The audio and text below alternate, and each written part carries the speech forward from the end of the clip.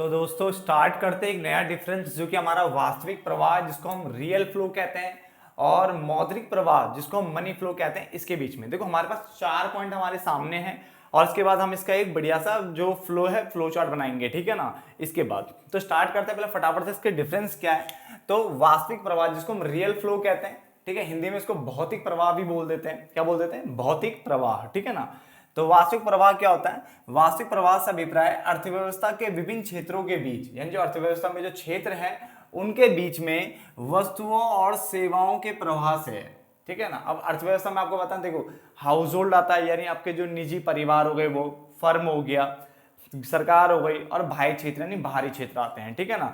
तो उसने बोला वास्तविक प्रवाह से अभिप्राय अर्थव्यवस्था के विभिन्न क्षेत्रों के बीच वस्तुओं और सेवाओं के प्रवाह से है, वस्तु गुड्स एंड सर्विस के फ्लो से है। यहाँ पे हमें दो क्षेत्र के बारे में पढ़ना है, एक परिवार और दूसरा फर्म, बस, ठीक है ना। चलो मौद्रिक प्रवाह की बात करें तो मौद्रिक प्रवाह से अभिप्राय अर्थव्यवस्था के विभिन्न क्षेत्रों के बीच मुद्रा के प्रवाह से। कौन सा है? मुद्रा के प्रवाह से है। तो वास्तविक प्रवाह क्या होगा? जहां पे वस्तु और सेवाओं के प्रवाह की बात कर रहा है। और मौद्रिक प्रवाह की बात करें तो जहां पे अर्थव्यवस्था के विभिन्न क्षेत्रों के बीच में मुद्रा के प्रवाह की बात की जाती है। क्लियर हो गया? चलो, यानी आदान प्रदान की बात करें तो इसमें जो होता है इसके अंतर्गत वस्तुओं और सेवाओं का आदान प्रदान शामिल किया जाता है, यानी इसके अंदर वस्तुओं सेवाओं का आदान प्रदान आता है, सेम कॉपी है, ठीक है ना। और इसके अंतर्गत मुद्रा का आदान प्रदान शामिल होता है। बहुत आसान डेफिनेशन है, बहुत आसान पॉइंट थे सारे दोनों, ठीक है ना। पॉइंट नंबर थर्ड है कि वस्तु विनिमय प्रणाली की कठिनाई, यानी किसके अंतर्गत वस्तु विनिमय प्रणाली की कठिनाइयां देखने को मिल सकती है। अब आपको वस्तु विनिमय प्रणाली पता थी ना, बार्टर सिस्टम, जिसमें एक वस्तु के बदले दूसरी वस्तु को क्या किया जाता था? आदान प्रदान किया जाता था। जैसे गेहूं चावल, पहले के जमाने में जब पैसा नहीं था तो लोग क्या करते थे? गेहूं, मेरे को गेहूं की नीड है, मेरे पास चावल है, मेरे पास, मुझे मान के चलो मेरे पास क्या है? चावल है, ठीक है ना, और मुझे गेहूं चाहिए। तो मैं एक ऐसे बंदे को ढूंढूंगा जिसके पास गेहूं हो और उसको क्या चाहिए हो? चावल चाहिए हो, ठीक है। तो इस टाइप का कॉन्सेप्ट रहता था। तो उसने बोला वस्तु विनिमय प्रणाली कठिनाई कहां पे देखने को मिल सकती है? तो उसने बोला इसमें वस्तुओं तो और साधन सेवाओं, वस्तुओं और साधन, साधन मतलब कारक होता है, फैक्टर सर्विस की बात कर रहा है। तो इसमें वस्तुओं और साधन सेवाओं, जिसको हम कारक सेवाएं भी बोलते हैं, ठीक है, के बदले में वस्तु विनिमय प्रणाली की कठिनाइयां उत्पन्न हो सकती है कि हमने परिवार ने फर्म को कारक सेवाएं दी, तो उसके बदले में अब फर्म क्या देगी? तो ऐसे केस में क्या है ना, हमें जहां पे मुद्रा का प्रवाह नहीं होता वहां पे वस्तु विनिमय प्रणाली की कठिनाई उत्पन्न हो सकती है। तो उसके बदले में वस्तु विनिमय प्रणाली यहाँ पे देखने को मिल सकती है, बट जैसे मुद्रा आ जाती है तो वस्तु विनिमय प्रणाली की कठिनाई उत्पन्न यहाँ पे नहीं होती। तो मौद्रिक प्रवाह में ऐसी कोई कठिनाइयां उत्पन्न नहीं होती। तो 3 पॉइंट क्लियर हो गए। पहला पॉइंट, वास्तविक प्रवाह से अभिप्राय अर्थव्यवस्था के विभिन्न क्षेत्रों के बीच वस्तुओं और सेवाओं के प्रवाह से है, और मौद्रिक प्रवाह में मुद्रा के प्रवाह से है, ठीक है। इसमें वस्तु और सेवाओं का आदान प्रदान आता है, इसमें मुद्रा का आदान प्रदान आता है। क्लियर हो गया? यहां पे बात करें तो इसमें जब वस्तुओं का या कारक बोलो या साधन बोलो, उन सेवाओं का जब किसी को देते हैं ना, वो सेवा किसी को देते तो उसके बदले में हो सकता है कि यहाँ पे वस्तु विनिमय की प्रणाली देखने को, जो समस्या होती थी ना वस्तु विनिमय प्रणाली की समस्या, वो देखने को मिले। बट यहाँ पे ऐसी वस्तु विनिमय की जो प्रणाली की जो समस्या थी, जो कठिनाई थी, ऐसी देखने को यहाँ पे नहीं होती। देखा ना, कठिनाई उत्पन्न नहीं होती। क्लियर है? होगा क्या बेसिकली? तो प्रवाह की अगर हम बात करें, जो कॉन्सेप्ट कहता है, इसके अंतर्गत आपको देखो दो चीज देखने को मिलेगी।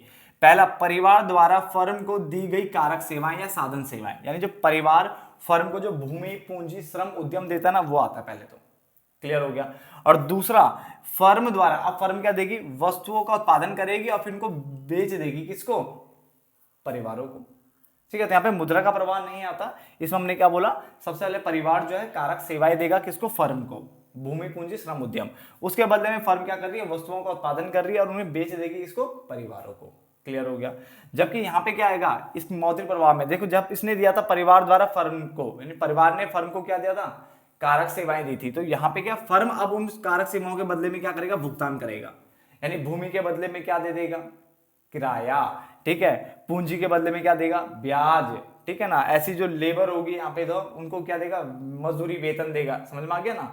तो इस उद्यम को लाभ देगा। तो ये कारक सेवाओं के बदले भुगतान करेगा। ऐसे ही फर्म ने क्या दिया था परिवार को? वस्तु सेवाएं बना के दी थी, वस्तु सेवाएं बना के दी थी ना। तो अब परिवार क्या देगा उसके बदले में? भाई परिवार द्वारा वस्तु की खरीद पर किया गया वह आता है यहाँ पे।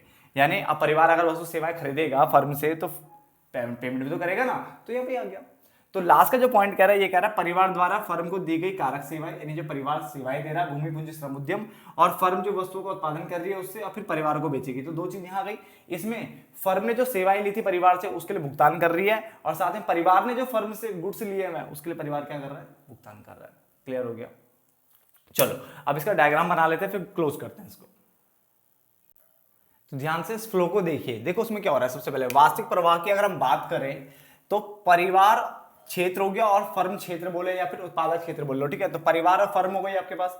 अब सबसे पहले परिवार क्या करता है, इसको कुछ कारक सेवाएं देता है। क्या लिखा हुआ है, कारक सेवाएं, यानी परिवार द्वारा फर्म को दी गई कारक सेवाएं, जिसमें भूमि पूंजी श्रम और उद्यम आता है कारक सेवाओं में। क्लियर है। यहाँ पे एक चीज सोचने वाली बात है, ये एरो इधर लगा है, इसका मतलब यहां से ये इधर जा रहा है, तो एरो का यहाँ पे एक अच्छा एक रोल प्ले करता है एरो, ठीक है। तो एरो सही से लगाना, उल्टे सीधे मत लगाना। तो यहां से ये यहां जाएगी कारक सेवाएं। क्लियर। और फर्म उससे क्या करेगी, उत्पादन करेगी और फिर बिक्री कर देगी किसको, इनको। तो ये एरो इस तरफ आ गया, क्योंकि भाई माल तो इधर बेचेगा तो इधर जाएगा ना, माल वाल तो इधर आएगा। तो ये अगर होता है तो उसको कहते हैं वास्तविक प्रवाह।